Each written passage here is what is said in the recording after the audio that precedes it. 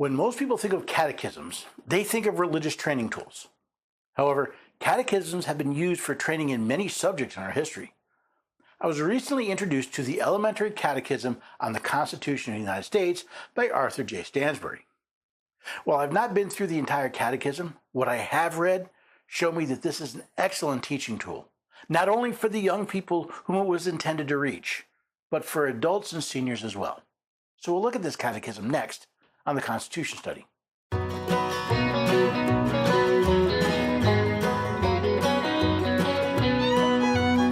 the neighbors and have a few good friends. Every day we're everyday Americans. Oh, every day we're everyday Americans.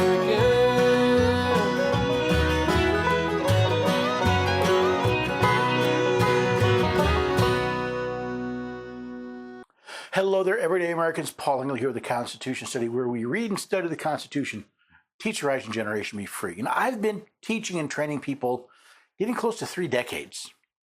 And I learned people learn in different ways. Some people are visual learners, some are auditory learners, some are optical learners.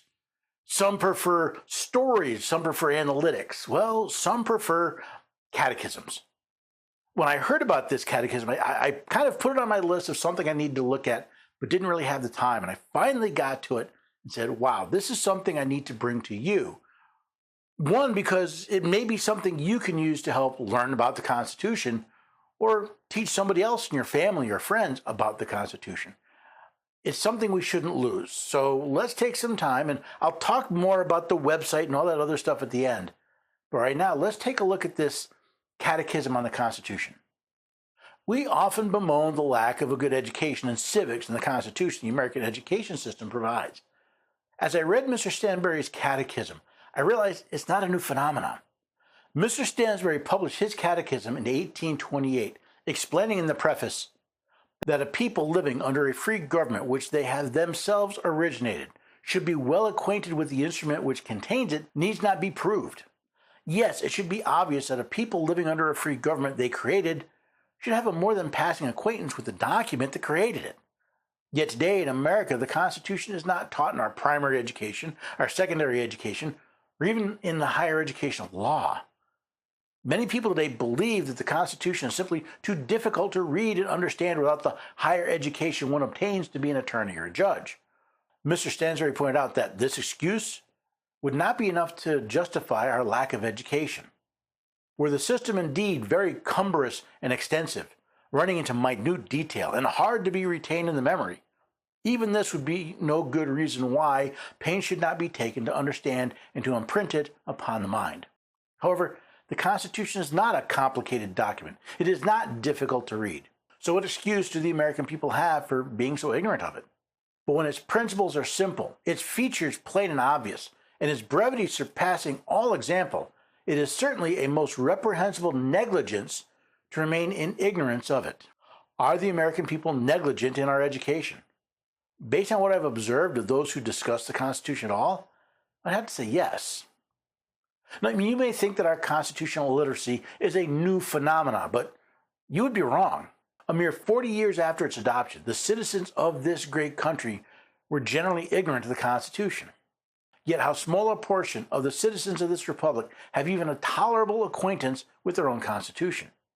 It has appeared to the author of the following sheets that this culpable want of acquaintance with what is of such deep interest to us all is to be traced to the omission of an important part of what ought to be an American education, vis-a-vis the study of the civil institutions of our country.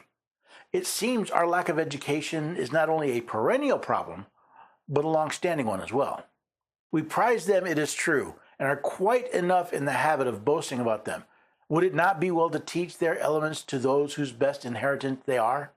The American education system used to be the best in the world. People used to send their children to the United States, not just for a college education, but for a primary and secondary one as well. Now, the United States ranks number 13 in education worldwide.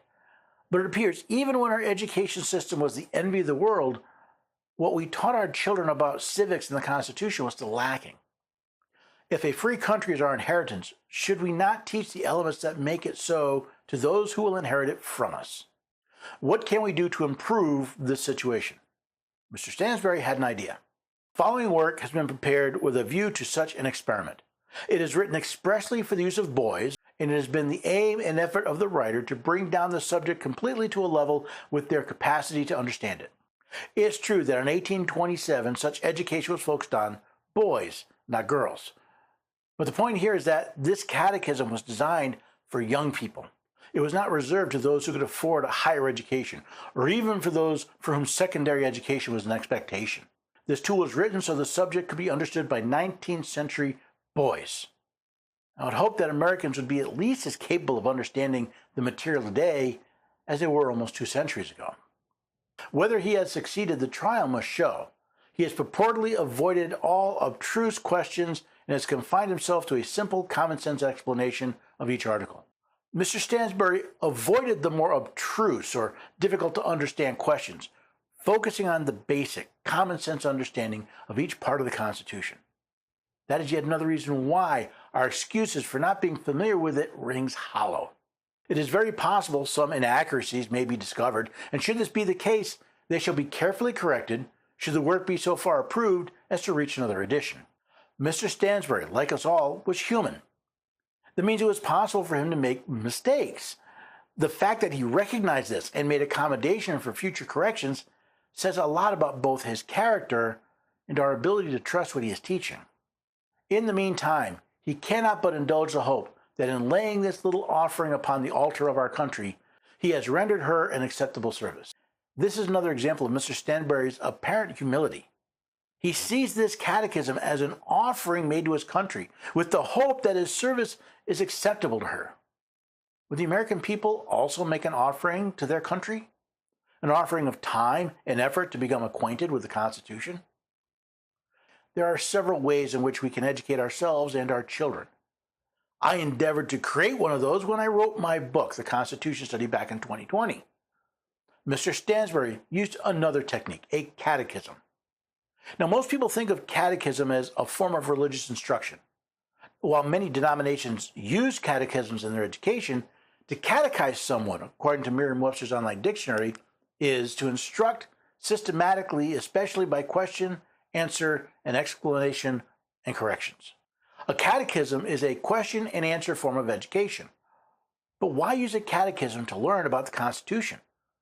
For the same reason many early church leaders used them, to help people memorize important facts. As an educator, I learned early on that questions are powerful tools of the trade. We've all experienced questions when we've taken tests, but may not have realized their true power. When I was in high school, a teacher in a physics class asked a question.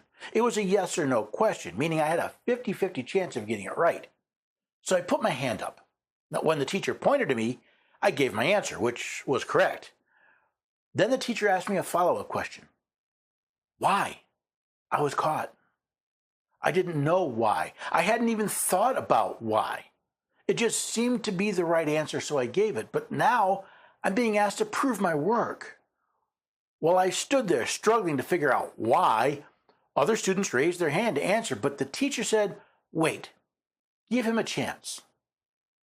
In a minute or two, which seemed like forever for a teenage boy standing in front of a class, I gave my answer, and it too was correct. Here I am more than 40 years later, and I not only remember that class, but the lesson I learned, which had nothing to do with physics. Yes, questions can explore people's knowledge. This is what happened when my teacher asked the yes or no question. However, questions can also open us up to examine our answers, our assumptions, and the very basis for what we believe to be true. This was the power my teacher used when he asked me, why? Similarly, a catechism asks questions. Some of those questions are simple tests of knowledge, like when Mr. Stanton's Catechism of the Constitution asks, question, in what country do you live? Answer, in the United States of America. It is a simple test of a person's knowledge, of rote memorization, though a good catechism can do more. Why is this country called the United States? Because it is made up of a number of states, which were once separate, but afterwards agreed to unite together. What do you mean by a state? I mean any district of country where people are all under one government.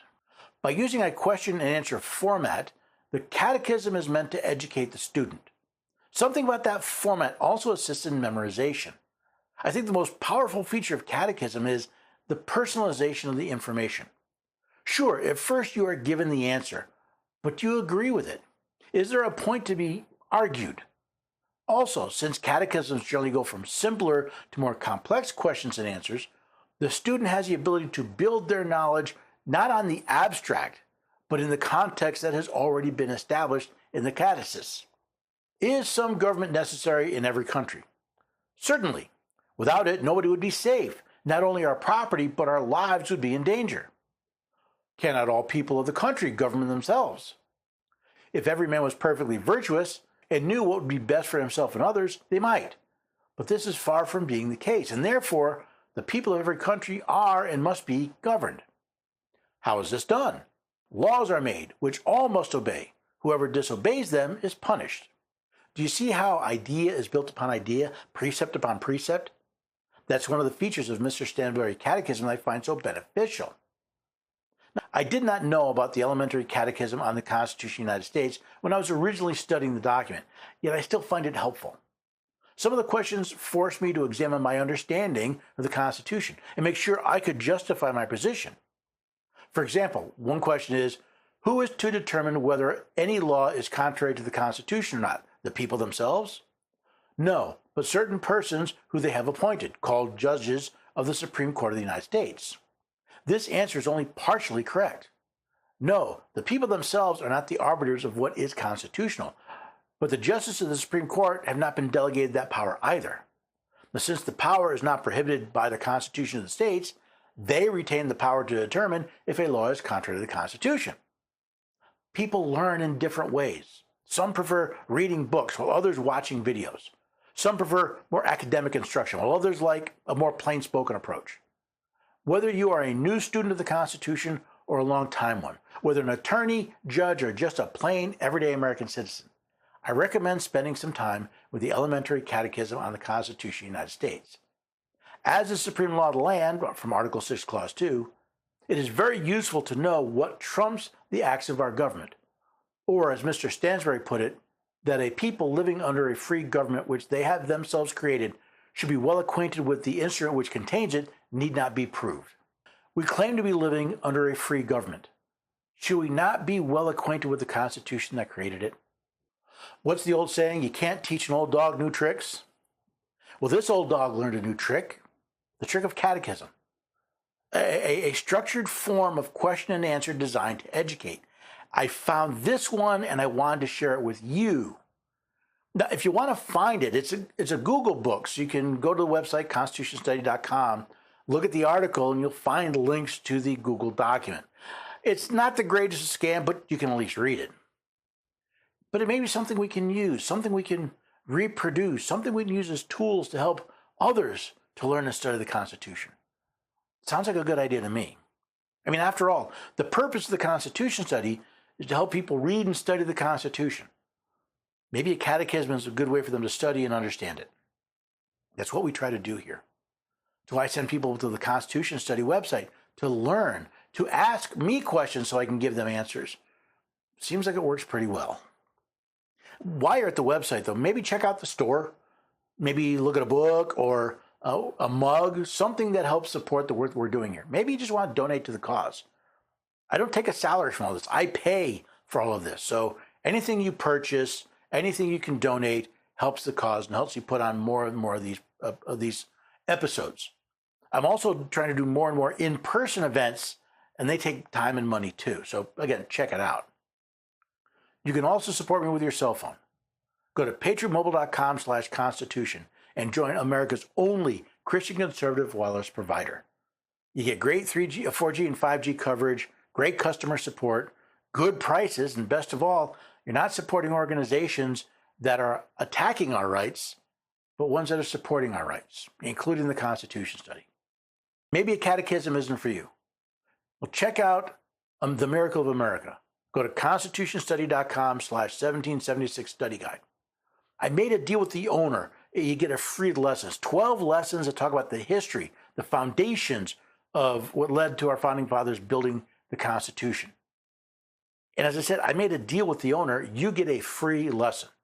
When you go to constitutionstudy.com/1776 study guide, that's the numerals, 1776 study guide, you'll be taken to their website and offered a free lesson. Take the lesson, sign up, take the lesson. You can watch it in video, audio. There's a study guide that goes with it. If you like it and you want the rest of the course, it's just $17.76. Pretty good deal if you ask me. Whatever you decide to do, I hope you'll take this information and share it with others, friends, family, social media, wherever you can. That's how this word spreads. It's how you can support the work that we're doing here. You can also do that by coming back and joining us next time for the Constitution Study.